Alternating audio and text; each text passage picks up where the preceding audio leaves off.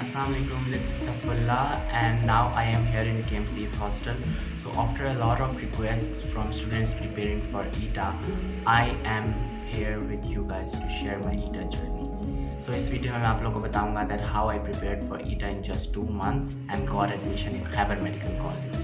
I will give you separate tips for all 4 subjects, study routines, ETA adaptation and time management, and at the end I will give you some special tips that will help you guys to cut your study time short. So without any further delay, let's get started.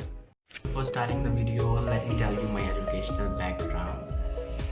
I did my FSC from Cadet College Color Kahar और Cadet College Color Kahar में Rawalpindi board था। तो मैंने FSC में तो KPK की books को हाथ भी नहीं लगाया था और ETA आना था KPK की बुक से, so that was a big problem for me. So हमारे सेकेंड ईयर के एग्ज़ाम्स जो थे रावलपिंडी बोर्ड में वो मई के एंड में ख़त्म हुए थे और हमारे प्रैक्टिकल्स जो थे वो मिड ऑफ जुलाई तक गए थे because of large gaps. So I had only 2 months to prepare for ETA. उस टाइम तो मैंने KPK की बुक्स को हाथ भी नहीं लगाया था. So at that point I had 2 choices: do normal study, fail ETA and repeat.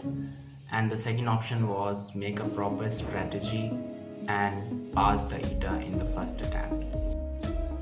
So I chose the second option and I made a proper strategy for study and cleared the ETA in the first attempt. So now let me share with you guys how I did this. ये बातें बताई नहीं जाती, नजर लग जाती है.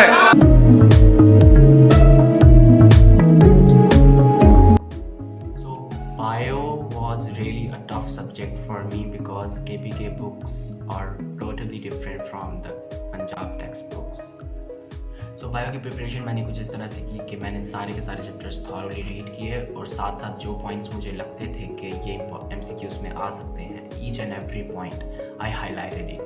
And after doing each chapter मैंने हर चैप्टर के शॉर्ट नोट्स बनाए, जितने भी उसमें इंपॉर्टेंट टर्मिनोलॉजीज या names, values and all that stuff जो कि बार बार बंदे को भूल जाता है. So I made short notes of all those points. So एक चैप्टर के शॉर्ट नोट्स तकरीबन 1-2 पेजेस पे आ जाते थे. सो यानी कि एक चैप्टर मेरे पास 1-2 पेजेस पे होता था सारा.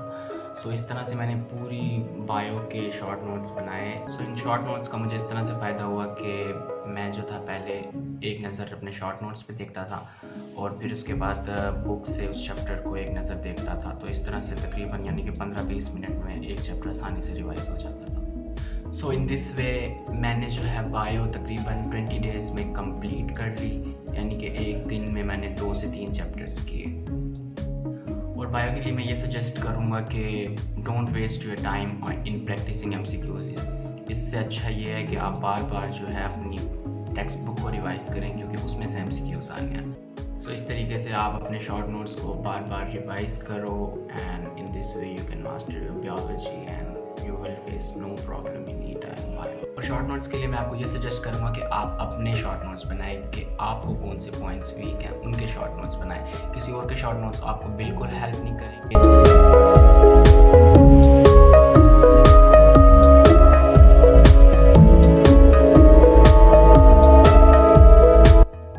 बस इतनी सी बात सुन के बोर हो गए? स्टडीज की बातें हैं भाई, तो ये तो होगा, ये तो होगा.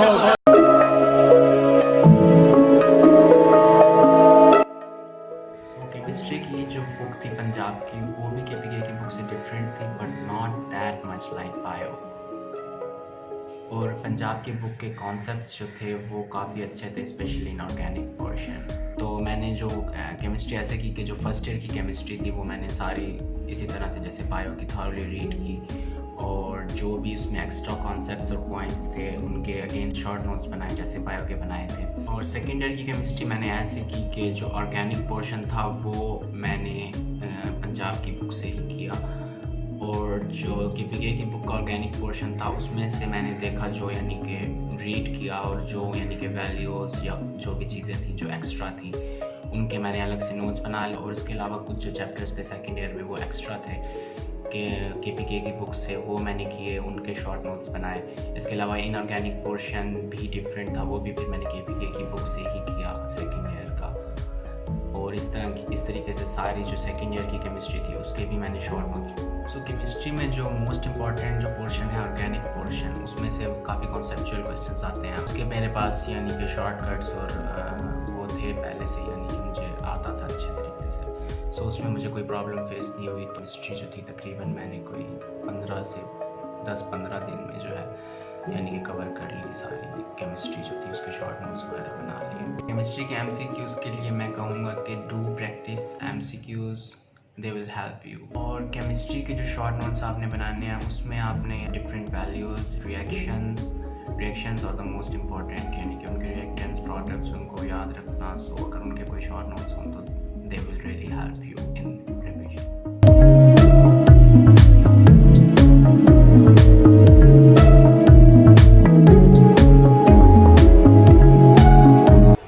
सर इतनी बोरियत नहीं फैलाओ। So physics was not that much difficult for me, क्योंकि जो फिज़िक्स की बुक थी वो ऑलमोस्ट सेम ही थी KPK और पंजाब की। तो फिज़िक्स की प्रिपरेशन मैंने इस तरह से की कि जो फिज़िक्स के जितने भी ऑब्वियसली कॉन्सेप्ट्स तो क्लियर थे पहले ही FSC से, तो बस ये था कि जो टॉपिक्स थे उसमें जो MCQs पॉइंट्स थे और जितने भी फार्मूलाज, वैल्यूज़ और इन सब चीज़ों की जो फिज़िक्स में होते हैं इंपॉर्टेंट MCQs, ट्रिक्स, जो ये सारी चीज़ें होती हैं, इनके मैंने शॉर्ट नोट्स बनाए हर चीज़। फिज़िक्स के शॉर्ट नोट्स बनाना इजी है बाकी दो सब्जेक्ट्स के, क्योंकि बस इसमें just you have to make short notes of formulas, values and जो कुछ और पॉइंट्स होते हैं जो कि यानी कि आपको लगे कि डिफरेंट हैं और डिफ़िकल्ट हैं, जो कि आपको भूल जाएंगे, उन पॉइंट्स के आपने नोट्स बनाने हैं। So for physics you have to practise MCQs a lot, यानी कि मैंने MCQs इतने फ़िज़िक्स के प्रैक्टिस नहीं किए थे, सो मुझे डिफ़िकल्टी आई थी ईटा में फ़िज़िक्स में।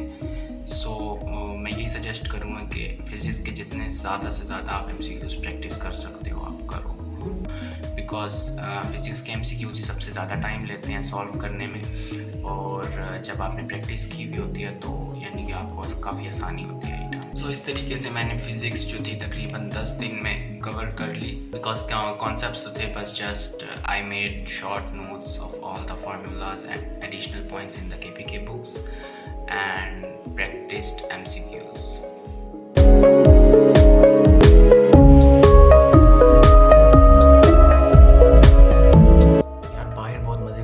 Let me show you the scene.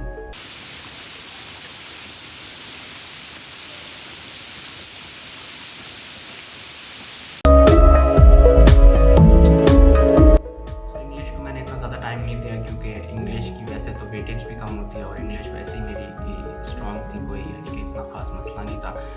So English की प्रिपरेशन आपके ऊपर डिपेंड करती है कि आपकी इंग्लिश में प्रिपरेशन कैसी है, आपकी इंग्लिश कितनी स्ट्रॉन्ग है। अगर आपका कोई भी पोर्शन ग्रामर का वीक है, सो आप उस पर फोकस करो, उसको टाइम दो, उसके शॉर्ट नोट्स बनाओ। आपको पता है कि क्या क्या आता है इंग्लिश में, prepositions, idioms, use of words, sentence completions and vocab and all that. जो पोर्शन भी आपका इंग्लिश में वीक है आप उसे टाइम दो, but not that much, because weightage भी बहुत कम है। जस्ट इंग्लिश के MCQs तो आप एलिमिनेशन मेथड के थ्रू भी कर सकते हो, लाइक जो रॉन्ग ऑप्शंस होते हैं वो कोई सेंस नहीं बना रहे होते सेंटेंस में। सो इस तरीके से आपको काफ़ी हेल्प मिलती है इंग्लिश के MCQ सॉल्व करने में। मैंने पर्सनली जो है इंग्लिश को बहुत कम टाइम दिया था, या यू कैन से बिल्कुल ही नहीं दिया था, यानी थोड़े बहुत MCQs देख लिए थे इंग्लिश के।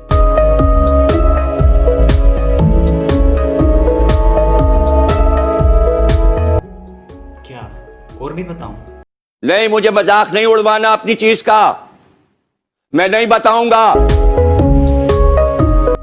स्टडी रूटीन के लिए मैं ये कहूँगा कि आप किसी और की स्टडी रूटीन को कभी भी फॉलो मत करो, क्योंकि हर किसी की जो सिचुएशन होती है वो डिफरेंट होती है। कुछ लोग रात को सही तरीके से पढ़ सकते हैं, कुछ लोग दिन में सही तरीके से पढ़ सकते हैं। सो स्टडी रूटीन जो है आपने अपनी खुद प्लान करनी है, but I will give you some tips. तो स्टडी रूटीन में जो सबसे मोस्ट इंपॉर्टेंट चीज़ है वो है your sleeping time. You must sleep 6 to 8 hours daily, because अगर आपकी नींद पूरी नहीं हुई ना, आपकी स्टडी नहीं होगी सही तरीके से। So try to study quality wise, not quantity wise. Study के लिए दिन में 12 to 14 आवर्स आप मस्ट यानी कि दें। जब स्टडी के दौरान मैं ये कहूँगा कि शॉर्ट ब्रेक्स लें हर 1 घंटे के बाद आप 5 मिनट की ब्रेक लें। उस ब्रेक में आप फ़ोन मत यूज़ करें, इंस्टेड बाहर जाएं, किसी से बातचीत करें, take some snacks and get back to study. और मैं आपको ये सजेस्ट करूँगा कि डेली जो है 15 से 20 मिनट का वर्कआउट या एक्सरसाइज ज़रूर करें, क्योंकि एक्सरसाइज का ये फ़ायदा होता है कि जितनी भी आपकी जो टेंशन्स होती है वो बिल्कुल ख़त्म हो जाती है। और इसके अलावा वर्कआउट के बाद आप बहुत फ्रेश फील करते हो और आपकी जो स्टडी एफिशिएंसी है वो बहुत हद तक बढ़ जाती है। I think these points will help you while planning your study routine.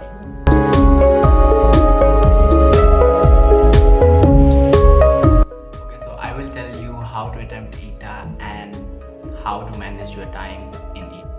Okay, so हमारे टाइम जो ETA था उसमें टोटल 200 MCQs थे और हमारे पास टाइम था 2 hours and 30 minutes. So I divided the whole time into 5 parts और हर पार्ट यानी कि 30 मिनट का था। So मैं इस तरह करता था कि जो फर्स्ट 30 मिनट थे उसमें मैंने 50 MCQs करने थे और उसके बाद सेकेंड पार्ट में 50, then 50-50. So इस तरीके से जो है मैं 2 घंटे में जो था 200 MCQs कर सकता था। सो अब इसमें मैं आधे घंटे में 50 MCQs करता कैसे था, ये ऐसे करता था मैं कि हर MCQs जो है आपने यानी कि कुछ MCQs होते हैं जो आपको आते हैं, आप पहली नज़र में देख के और आप डायरेक्ट उस पर यानी कि आंसर कर देते हो, और कुछ MCQs होते हैं जो कि टाइम ले। What you have to do is कि आपने किसी भी MCQs को 1 मिनट से ज़्यादा नहीं देना, आपके पास वॉच होनी चाहिए और आप उसके अंदर टाइम देख रहे हो, ठीक है। इस तरीके से आप जो MCQs 1 मिनट से ज़्यादा ले आप उसे छोड़ते जाओ। तो इस तरीके से आपने 2 आवर्स में जो है सारे के सारे MCQs से एक दफ़ा गो थ्रू हो जाना है और उसके बाद जो लास्ट हाफ आवर बचेगा उसमें आपने उन MCQs को दोबारा से देखना है जो कि आपने स्किप किए हुए हैं। तो स्किप्ड MCQs जो होते हैं उनको लास्ट हाफ आवर में करने का ये फ़ायदा होता है कि एक तो आप लास्ट हाफ आवर में थोड़े रिलैक्स हो जाते हो कि MCQs चलो अच्छे खासे हो गए हैं, तो यानी कि आप रिलैक्स माइंड से जब आप उन्हें करते हो तो आपको वो याद। दूसरा फ़ायदा इसका ये होता है कि जो MCQs आपको नहीं आते उस पर आपका टाइम वेस्ट नहीं होता, क्योंकि कुछ लोग इन्हीं MCQs के ऊपर पहले इतना टाइम सोचते रहते हैं और फिर एंड में वो MCQs जो कि उन्हें आते होते हैं उनके पास उनके लिए भी टाइम नहीं बचता। और बात जो जिसका आपने ख्याल रखना है वो ये कि आपने ETA जो है वो क्वेश्चन पेपर पे सॉल्व नहीं करना, बल्कि डायरेक्ट आंसर शीट पे आपने बबल्स फिल करने हैं, क्योंकि इससे आपका बहुत ज़्यादा टाइम वेस्ट होता है। हमारे एग्ज़ाम हॉल में एक लड़की थी जिसने यही काम किया और उस पर क्या हुआ कि जब वो बबल शीट फिल कर रही थी तो टाइम ख़त्म हो गया, तो एग्जामिनर ने उससे पेपर छीन लिया। तो so don't do that, direct जो है आपने बबल शीट पे या आंसर फिल करने हैं। Guys, so I hope these points will help you a lot while attempting ETA। Okay guys, so last days की जो स्टडी रूटीन होती है वो बहुत ज़्यादा इंपॉर्टेंट होती है। जितनी भी आपने प्रिपरेशन की है पूरे 2 साल में, ठीक है, उसको आपने अपने जहन में सम अप करना होता है। So let me tell you the study routine of last 5 days. First day पे आपने ये करना है कि फर्स्ट डे आप बायो को दें, ठीक है। आप जितने भी आपके पास जो सारे शॉर्ट नोट्स और जो कुछ भी है आप एक दिन के अंदर जो है सारे की सारी बायो से गो थ्रू हो जाए। लास्ट 5 डेज जो है आपने सही टफ स्टडी करनी है। ओके, सो सेकंड डे पे आपने ये करना है कि सेकंड डे पे आपने, अगर आप फर्स्ट डे पे बायो कंप्लीट नहीं कर सके तो सेकंड डे पे भी आप थोड़ी सी बायो करो और साथ में सेकंड डे पे फिजिक्स से आप गो थ्रू हो जाओ, यानी कि फिजिक्स के सारे फार्मूलाज, वैल्यूज़ और सारी चीज़ें जो हैं बिल्कुल रट लो। What you have to do on third day कि आपने केमिस्ट्री से गो थ्रू होना है, सारी की सारी आपने केमिस्ट्री देखनी है, ठीक है। लास्ट 2 डेज जो हैं आपने ये करना है कि बार बार जो है आपने जो सारा कोर्स है उससे यानी कि एक दफ़ा गो थ्रू होना है। MCQs देखने हैं, ठीक है, MCQs प्रैक्टिस करने हैं और साथ साथ में जो अपने शॉर्ट नोट्स हैं उन्हें अगेन एंड अगेन आपने रिवाइज करना है। सो शॉर्ट नोट्स का जो है लास्ट डेज में बहुत ज़्यादा फ़ायदा होता है, क्योंकि आप बस जब शॉर्ट नोट्स देखते हैं तो आप सारे जो इंपॉर्टेंट पॉइंट्स हैं उनसे आप एक दफ़ा बार बार जब आप गो थ्रू होते हैं तो वो आपको बहुत अच्छे तरीके से याद हो जाते हैं। सबसे पहली बात मैं आपसे कहूँगा कि अपने मोबाइल से छुटकारा पाएँ, get rid of your phone. So the second thing is stay relaxed. Tension नहीं लेनी, बिकॉज टेंशन का कोई फ़ायदा नहीं होता, नुकसान ही होता है, आपकी स्टडी नहीं होती। सो चिल यार और अल्लाह पे भरोसा करो। My next point is that have some faith in yourself. Okay, you can do it, I can see you can do it. Next point is make your books and notes attractive. by using different highlighters and different colors कि जब एक चीज़ attractive होती है सो आप उसे अच्छे तरीके से और जल्दी और आसानी से पिक कर लेते हो. सो पॉइंट इज़ जो लास्ट नाइट होती है उसमें आपने नहीं पढ़ना बिल्कुल. 8 घंटे से मिनिमम 8 घंटे आपने नींद करनी है, ठीक है, और सुबह सवेरे भी बिल्कुल भी नहीं पढ़ना क्योंकि so my next point is 5 वक्त नमाज़ों की पाबंदी करें, ठीक है, और इसके अलावा कुरान पढ़ें और रोज़ाना जो है 2 रकात सलातुल हाजत पढ़ें और अल्लाह ताला से दुआ मांगें और अल्लाह ताला से मदद मांगें. Okay, so the last tip that I want to give you is stop blaming situations. Okay, हालात और सिचुएशंस कभी भी आपके फेवर में नहीं होंगे. You have to adopt yourself according to the situations you are facing. One who tackles every situation geniusly is a real winner. You know, जो भी प्रॉब्लम्स हैं रोना धोना बंद करो और just try to adjust according to your situation. तरीके से मैंने ईटा की प्रिपरेशन की और फिर मेरे ईटा में 163 मार्क्स आए आउट ऑफ 200. फिर उसके बाद जब मेरा एफएससी का रिज़ल्ट आया 6 सितंबर को, सो मेरे एफएससी में काफ़ी अच्छे मार्क्स थे 1037. सो उस वजह से मेरा काफ़ी अच्छा एग्रीगेट बन गया था.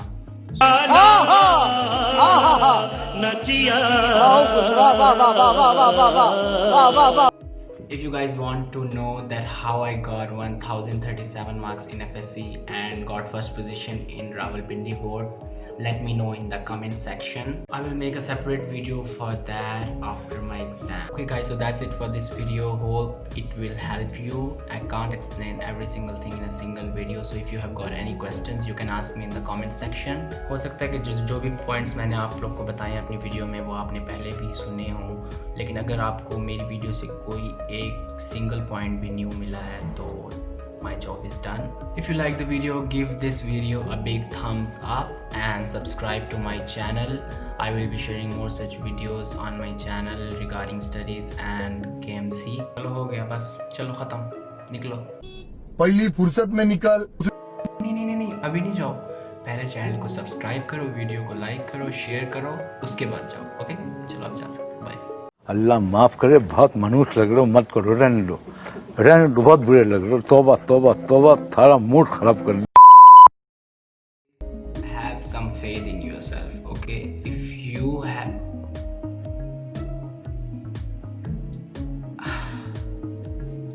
आपको लास्ट डेज रिविजन्स में बहुत ज़्यादा हेल्पफुल होते हैं. नहीं अभी नहीं जाओ, सब्सक्राइब को चैनल तो करो.